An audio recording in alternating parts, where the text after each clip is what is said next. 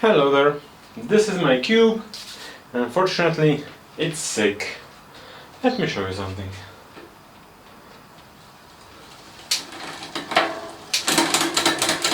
Notice how lazy this shift was.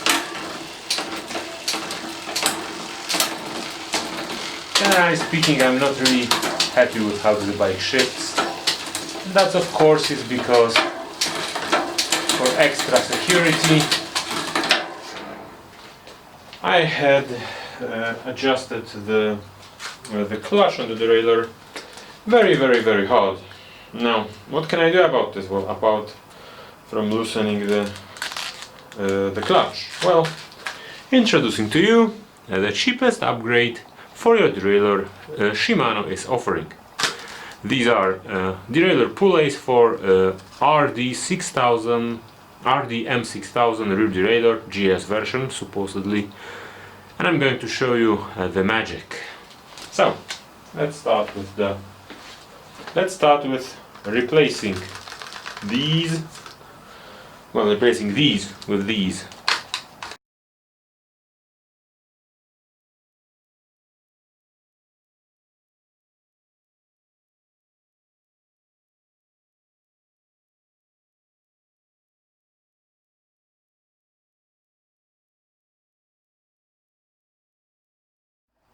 Okay, so let's see if something changed. I haven't adjusted anything, I just hooked the derailleur back. So, as you can see, it's an instant improvement. Especially the second to third gear now works flawlessly.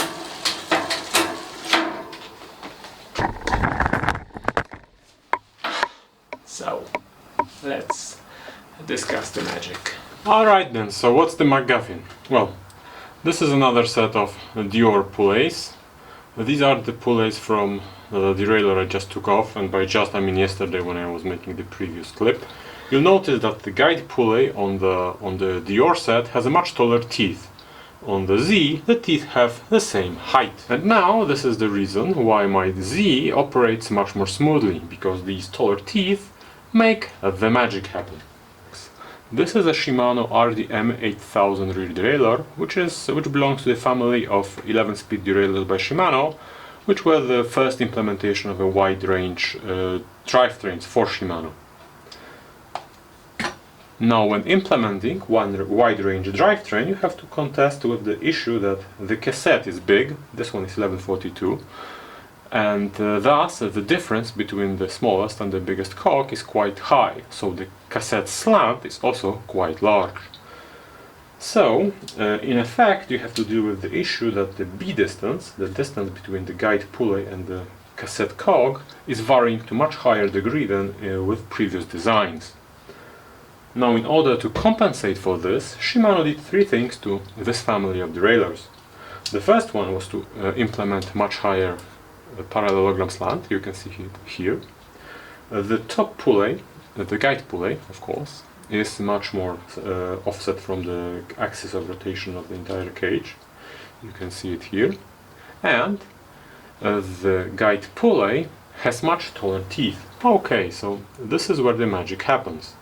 You see, you can't slant the parallelogram on your existing rear derailleur, and you can't really offset the guide pulley even further or even more. Besides, your derailleur not necessarily needs that. However, if you're going to use a guide pulley with much taller teeth, the chain, when going through it, is going to be held much more snugly on it, which means that it's going to be guided to the cassette cog when you're switching gears with much higher, well, confidence or precision.